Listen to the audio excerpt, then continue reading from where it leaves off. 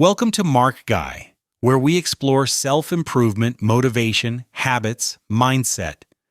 In today's episode, we're discussing do this, and she will come back crawling to you. You know what no one tells you? The moment you stop trying to get her back is precisely when she starts wondering why you're not trying anymore. It's not manipulation, it's psychological law.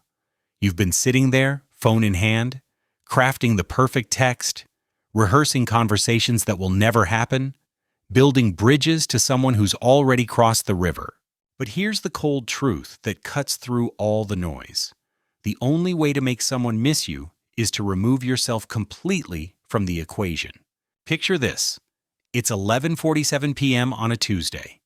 You're scrolling through her Instagram story, the one where she's laughing with friends at some rooftop bar, drink in hand. That specific smile that used to be reserved for your inside jokes now broadcast to 500 followers. The blue light from your phone illuminates your face in the darkness of your apartment. Empty takeout containers on the coffee table. The TV playing something you're not watching. Your thumb hovers over the heart reaction button. Don't do it. This is where 90% of men fail. They think engagement is connection. They think visibility is value. They're wrong, dead wrong. Let me paint you the psychological landscape you're actually navigating. When a relationship ends, your brain doesn't get the memo immediately. It's still producing the same neurochemical cocktail it was mixing when she was yours. Dopamine, oxytocin, serotonin. You're literally addicted to a person who's chosen to be your dealer no more. And what do addicts do? They chase, they bargain, they humiliate themselves for one more hit. This is phase one, the desperation protocol. Your brain is screaming for its fix, and every text you send, every accidental run-in you orchestrate, every late-night social media check, it's all just you scratching at the door of a closed pharmacy. But here's where it gets darker. While you're in phase one, she's already in phase two, the validation harvest.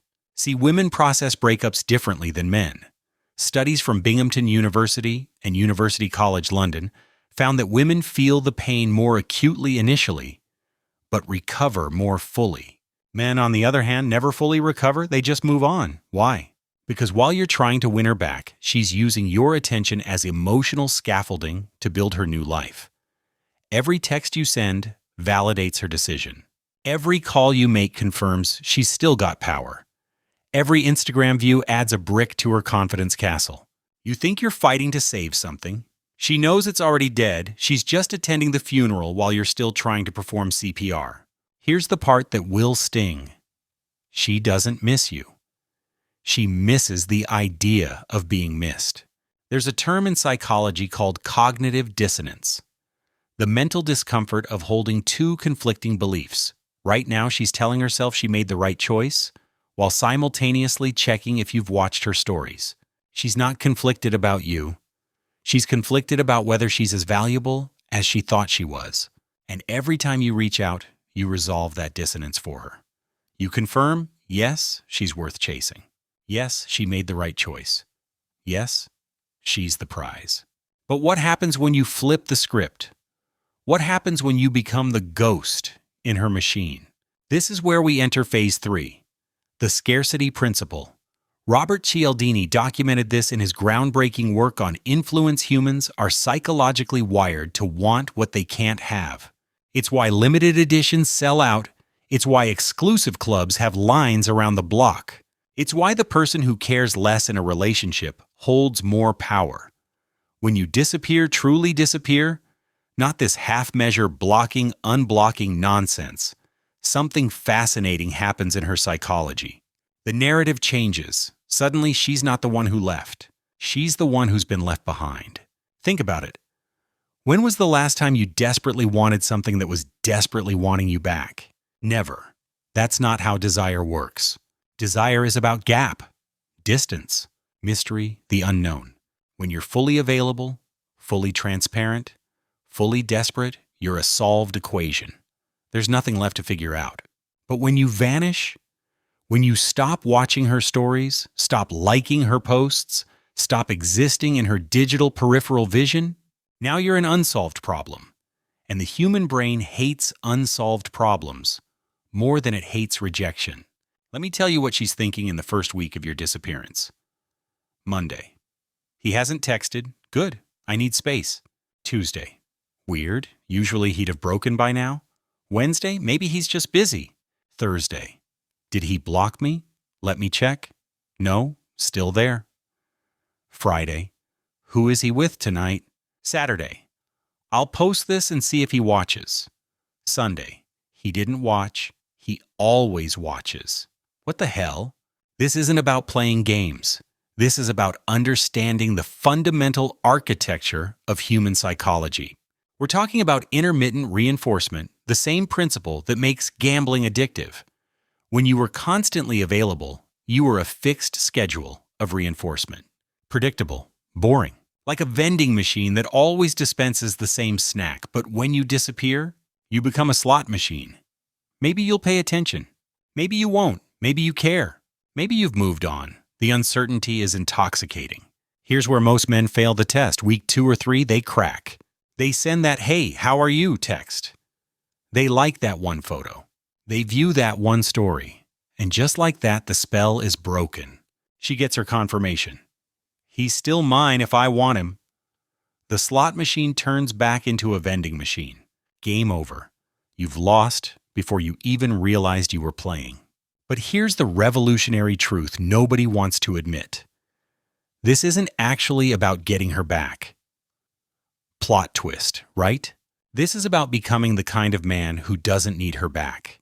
See, the paradox of attraction is that the moment you truly don't need someone is the moment they feel most compelled to need you. It's not a tactic, it's a transformation. What happens during your disappearance? If you're doing it right, you're not sitting in the dark, counting days, waiting for her to break. No, you're rebuilding. You're in the gym at 5 a.m. because you can't sleep anyway, might as well forge something from the fire. You're taking that class you always talked about. You're reconnecting with friends you neglected. You're reading books instead of her old texts. You're becoming someone she's never met, the version of you that exists without her as a reference point. This is the part where biology becomes your ally. After about 60-90 days of no contact, genuine no contact, your brain starts to rewire. The neurological pathways that associated pleasure with her presence begin to weaken. New pathways form. The dopamine that used to flood your system when her name appeared on your phone, it finds new triggers. The gym, work achievements, new connections. Your brain literally rebuilds its reward system around your new reality. And that's when reality hits. Hard. She notices. Not because you're trying to make her notice that energy is transparent and repulsive. She notices because absence is the loudest presence in a room. Her friends ask about you. Whatever happened to... She doesn't have an answer because you didn't give her one. You didn't announce your departure. You didn't make a scene. You just ceased to exist in her world. And that silence is deafening. Now she's scrolling through your profile, the one that used to be a monument to your relationship, now scrubbed clean. No bitter quotes, no obvious moving on posts, just life, you living without her. The cognitive dissonance returns, but this time it's different. This time it's, did I make a mistake?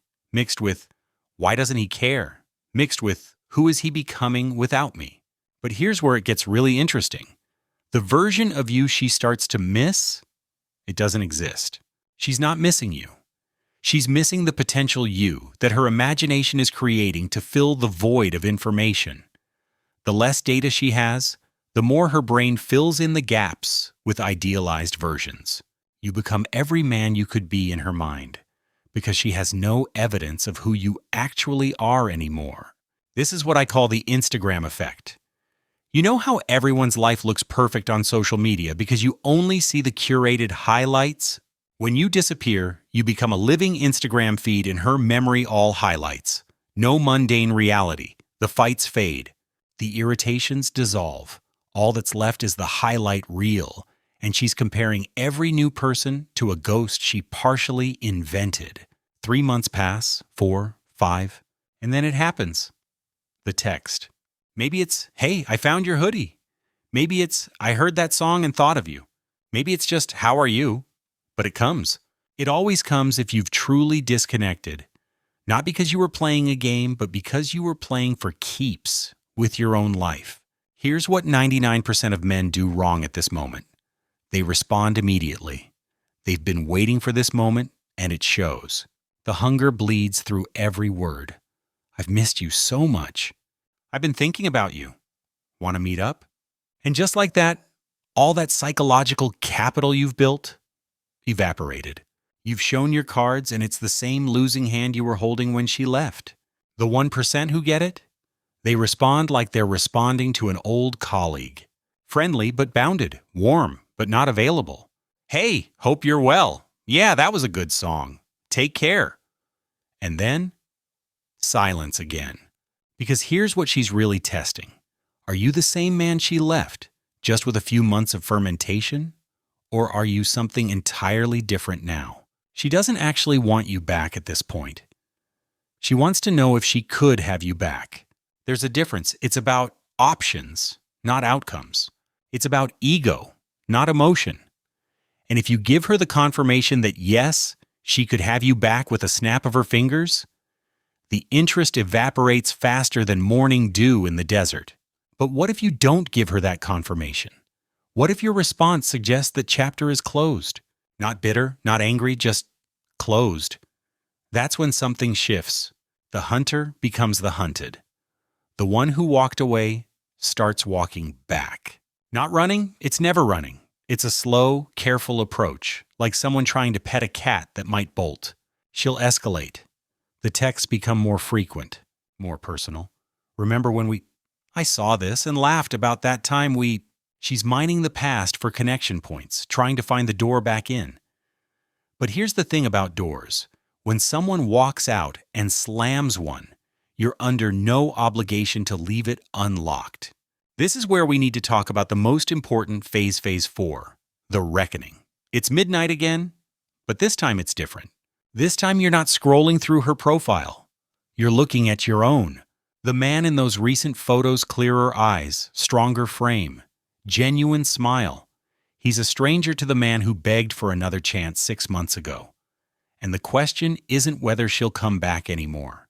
The question is, do you even want her to? Because here's the psychological truth bomb that nobody's ready for. The moment she comes back, crawling, is the exact moment you realize you don't need her to. The person who would take her back died somewhere around month 3 of your transformation. What's left is someone who understands a fundamental truth about human dynamics. We don't attract what we want. We attract what we are. You wanted someone who valued you? You had to become valuable. You wanted someone who respected you? You had to become respectable. You wanted someone who couldn't imagine life without you? You had to imagine life without them first. It's not karma. It's not cosmic justice. It's just psychology. Cold, predictable, reliable psychology. The crawling back? Oh, it happens. But it's never like you imagined it would be. It's not vindication. It's not triumph. It's actually kind of sad. Watching someone realize they miscalculated the chess game of relationship dynamics. Seeing them try to reconnect with a version of you that no longer exists. It's like watching someone try to log into an account with an old password. Sorry, that credential has expired. And what do you do when she's there? Actually there? Saying all the things you wanted to hear 6 months ago? The words that would have been salvation then but sound like echoes now? You realize the ultimate paradox.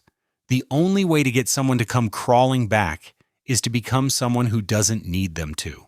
Here's the thing about power dynamics in relationships. They're like water. They always seek level. When you were below her, desperate and grasping, she flowed away. When you rose above, focused on your own elevation, she started flowing back. But here's what nobody tells you about reaching the high ground. The view is different up here. The person you thought was everything, they look smaller from this vantage point. Not worse, not bad, just smaller. One option among many. A chapter in a book, not the whole story. Some of you are listening to this, thinking it's about manipulation. It's not. Manipulation implies deception, trickery, false presentation. This is the opposite. This is about becoming so authentically focused on your own growth that someone else's absence or presence stops being the central narrative of your life. It's about understanding that the greatest revenge isn't getting someone back, it's getting yourself back. The neuroscience backs this up. Dr. Helen Fisher's brain imaging studies show that rejection activates the same pain centers as physical injury. But they also show something else. Those who focus on self-improvement and new experiences after rejection show increased activity in the ventral tegmental area, the brain's motivation and reward center. In other words, your brain literally rewards you for moving forward, not for looking back. So what's the actual protocol? What's the thing you do that makes her come crawling back? Here it is, and it's simpler than you think. You live fully, completely, unapologetically, without her as a reference point. You delete the photos not to hurt her, but because you need the storage space for new memories. You hit the gym not to make her jealous, but because endorphins are better than anxiety. You learn new skills not to impress her, but because growth is addictive once you start. You meet new people not to replace her, but because the world is vast and full of connections you haven't made yet. And the crawling back? Sometimes it happens, sometimes it doesn't. But by the time you'd know either way, you've discovered something far more valuable than getting an ex back. You've discovered what it feels like to not need them to. You've discovered what it feels like to be the prize, not the pursuer. You've discovered that the person you were trying so hard to convince of your worth was never her. It was always you. The truth is, she didn't leave you. She left the version of yourself you reflected when you were with her. And that version? He needed to die anyway. He was weak, dependent, validation-seeking. The man you become in her absence, if you do the work, if you resist the urge to reach out, if you treat your healing like your life depends on it, because it does, that man is who you were supposed to be all along. So when she texts, when she calls, when she shows up, and statistics show that 90% of exes make some form of contact within a year, you won't be the man waiting by the phone anymore. You'll be the man who has to check who's texting because you deleted her number months ago. Not out of spite, out of space. Space for the new life you built on the ashes of the old one. This isn't a strategy. It's a metamorphosis. You don't do this to get her back. You do this to get you back. And the cosmic joke? That's exactly when they always return.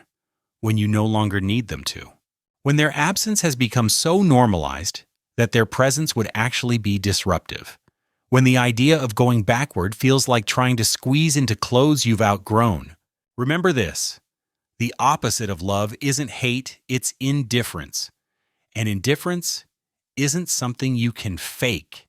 It's something you earn through so much self-focus, so much growth, so much forward momentum that looking backward requires effort you're no longer willing to expend. She will come back crawling. They always do when you truly let go. But by then, you'll understand the final truth. The person who loses interest first holds all the power, but the person who loses interest last holds all the growth.